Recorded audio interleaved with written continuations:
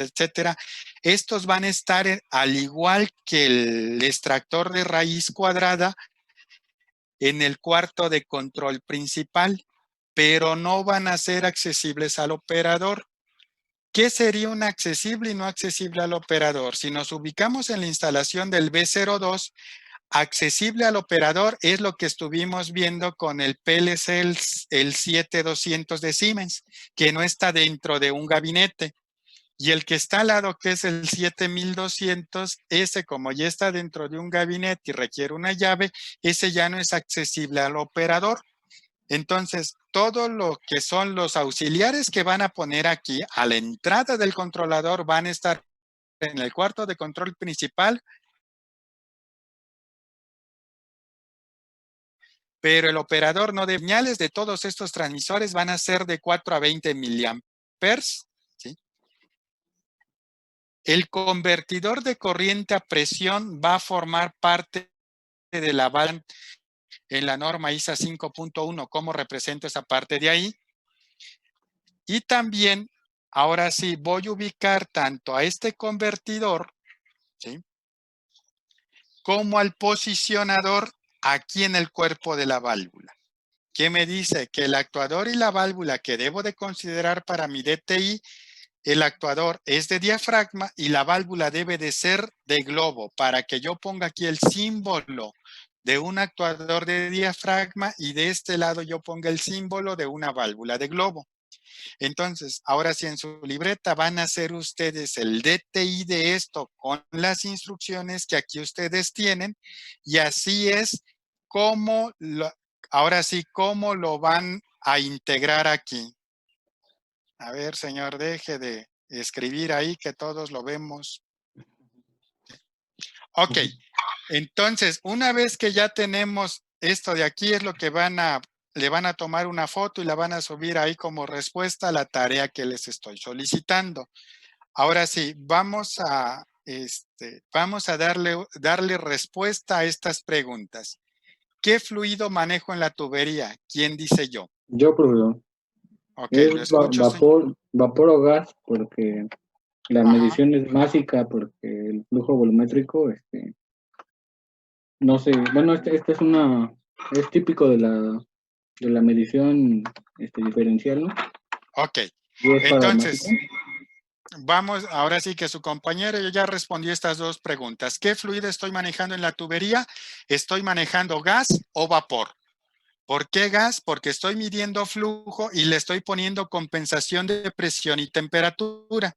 Si se acuerdan, el CREUS en la parte de flujo nos clasifica los instrumentos de medición de flujo en dos áreas, los que miden flujo volumétrico y los que miden flujo másico. De aquí ahorita va a salir la respuesta también de la 3 de lo que les voy a comentar. El que mide flujo másico, hay 4. Coriolis, ese directamente mide flujo másico y no requiere compensación de presión y temperatura. Dispersión térmica, también mide flujo másico. Y ahorita no recuerdo el nombre del otro medidor de flujo másico. Y de ahí flujo volumétrico, ¿sí?, con compensación de presión y de temperatura. Entonces, el fluido que estoy manejando es aire, o mejor dicho, un gas o vapor. Si se acuerdan del webinar que vieron de Endres Tannhäuser, en donde hablaba de la medición de calidad de vapor con el medidor de flujo tipo Vortex, ese medía el flujo volumétrico, pero necesitaba también un sensor de temperatura y uno de presión para que en base a estos parámetros el sistema determinara la calidad del vapor o el tipo de vapor que estaba midiendo, si era sobrecalentado, si era saturado o si era una calidad de vapor, ¿sí? Entonces, aquí, ¿qué flujo estoy midiendo? Ya lo dijo su compañero, flujo másico, porque tengo la compensación de presión y de temperatura. ¿Qué tecnología de medición de flujo puede ser? Ya lo comentamos ahorita. Es cualquier tecnología de medición de flujo volumétrico. ¿Por qué? Porque tengo compensación de presión y de temperatura. La 4. ¿Cuál es la dirección del flujo? ¿Quién dice yo?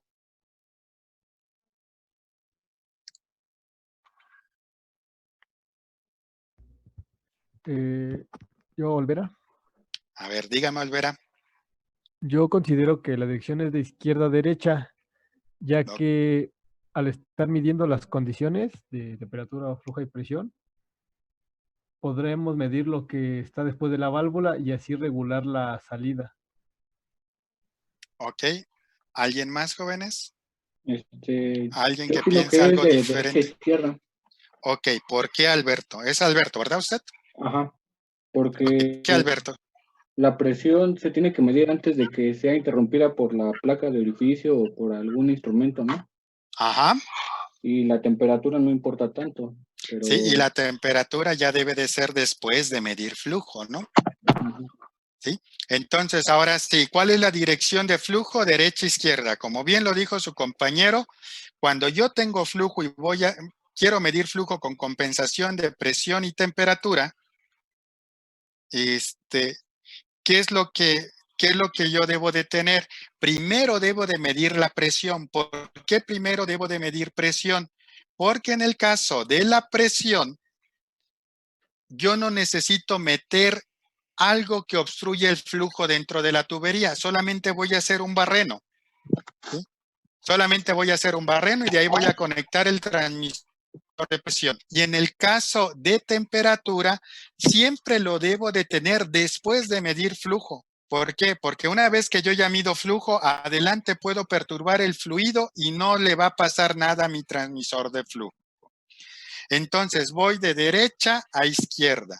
¿Puedo ir de izquierda a derecha? Sí, pero ahora sí, ¿cuál va a ser el pago de ir de izquierda a derecha? Si se acuerdan, el semestre pasado vimos en elementos primarios cómo determinar la distancia entre la válvula y el elemento primario de flujo. Que si yo quiero medir después de una válvula de control, debo de dejar muchos diámetros de longitud. ¿Sí? Entonces aquí por lo menos yo estaría esperando arriba de 20 diámetros de distancia. ¿Sí? ¿Qué otro punto también vimos el semestre pasado en temperatura? Que si yo voy a medir temperatura antes de un medidor de flujo, ¿cuál era la recomendación por norma API?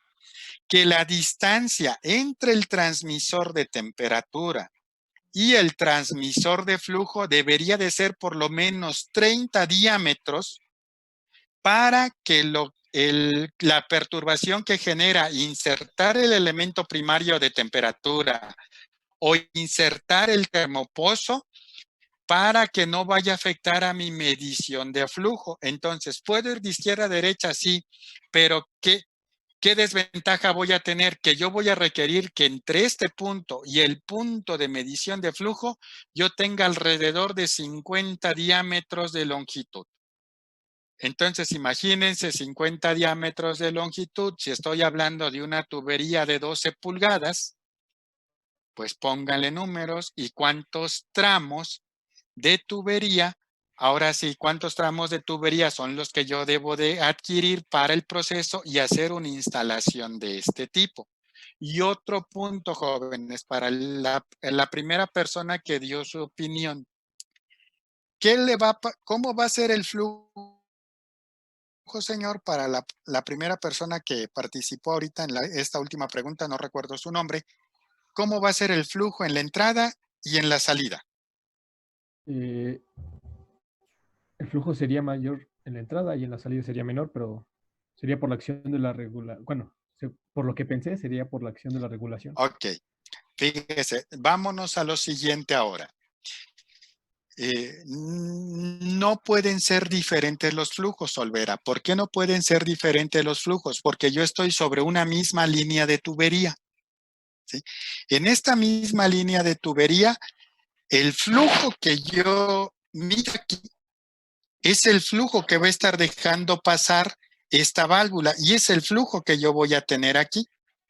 Entonces, si de este lado yo estoy midiendo 10, pónganle las unidades de flujo que usted guste, Olvera, también de este lado yo voy a tener 10. ¿Cuándo serían diferentes, Olvera? Por ejemplo, que yo aquí tuviera una T, y, por ejemplo, que sacara cierta cantidad de flujo o que yo aquí tuviera una T y metiera cierta cantidad de flujo. Entonces ya los flujos serían diferentes porque tendría una inyección y una extracción de flujo. Entonces, así como lo tenemos, prácticamente el flujo que yo tenga de este lado es el mismo flujo que voy a tener en este otro lado, ¿sí? Entonces, ojo, jóvenes, cuando quieran medir flujo en una tubería, ¿sí? Cuando quieran medir flujo en una tubería, el flujo y que tengan una válvula de regulación, el flujo en la entrada va a ser el mismo flujo que yo tengo a la salida de la válvula. Y como pregunta su compañero Fernando, ¿las presiones serían diferentes? Sí, aquí va a ser una presión alta porque el flujo viene, si el flujo viniera en esta dirección, aquí la presión se va a incrementar y aquí la presión se va a reducir. ¿Sí? Y la diferencia que yo tenga entre este punto y este punto va a ser la pérdida de presión que me va a generar la válvula de control. Y esa pérdida de presión, ¿quién la debe de suministrar? La bomba. ¿Y cómo la voy a pagar yo? Como energía en tantos kilowatt hora que yo voy a pagar a la Comisión Federal de Electricidad. Ok. ¿Alguna duda, pregunta, comentario hasta aquí, jóvenes?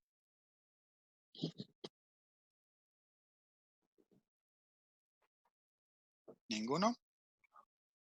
Ok, entonces aquí ya le dimos respuesta a estas 4 preguntas y ya comentamos el por qué en función de esas respuestas. ¿Sí? Ok, entonces si no hay alguna pregunta o comentario más que hacer por el día de hoy, espero ahora sí esta tarea en Classroom, no más allá de las 6:30 de la tarde. Y por el día de hoy aquí le dejamos para que estén en el webinar de Kelvin. Profe, ¿Sí? profe, Lo escucho, Pablo. no sé si pudiera dar un poco más de tiempo, lo que pasa es que también tengo otra clase después de esta. Ok, como quiere usted, súbalo. ¿Sí? Ok, perfecto, ¿Sí? gracias. Ok. Dale pues, jóvenes. ¿Alguna otra duda, pregunta o comentario? ¿Va a haber transmisión de elementos primarios? ¿Perdón? ¿Transmisión de elementos primarios? ¿Va a haber qué, perdón? Transmisión del curso de elementos primarios. Sí, ya les envié la invitación. Esa se las envié al correo, Sí, si no sí, mal sí la mandó. recuerdo. Sí, sí, nos vemos al rato a las 6:30. Ok. ¿Sí? Ok. Ahora